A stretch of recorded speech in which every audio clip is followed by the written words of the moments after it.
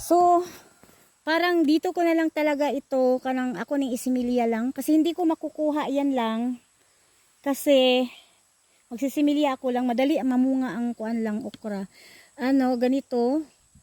Sisimilya ko to. Kasi hindi ko makukuha ito lang mga langga. Kasi, bago lang ako, wala pang 14 days naka-spray ng para, kasi kinain ng uod nila, kaya nag-i-spray ako. So, hindi ko makakain yan lang kasi, ano na lang, pag abot ng 14 days, pwede na. Pero sa ngayon, hindi pa talaga lang, no, kay madaot mong gudaan na lang. So, sa mga mamilitay, bitaw lang, o kanang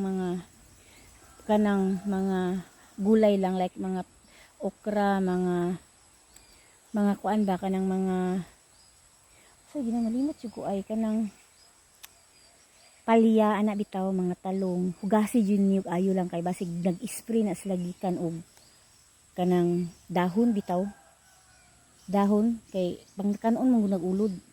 So, na insekto ana, so mangispray gid parang madili mawala ang mga dahon-dahon. So, basin baga na bitong sayangan, kuha lang sila din ibaligya. So, kinahanglang i-spray gid na, ay kinahanglan gid ng hugasan gid na ninyo pag-ayo para mawala tong chemical. Ayan, ito, kalabasa ko, malapit na talaga.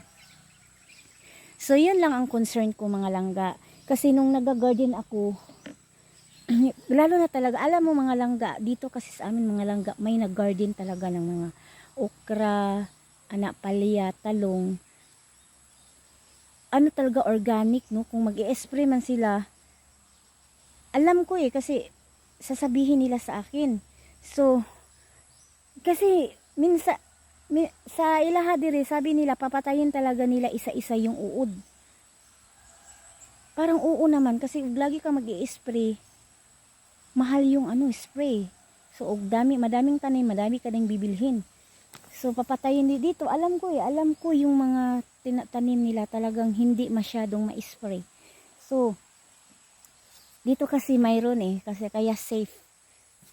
Sa hindi natin alam yung, lalo na kapag maganda talaga yung palya, yung mga talong, mga malalaki, yung hamis, clear skin talaga ba, magandang skin, balat ng mga talong, mga palya, ay mag-alerto kayo dyan lang, kasi yung organic talaga, yung mga maliliit tsaka pangit tingnan, walang mga chemical yan nilagay.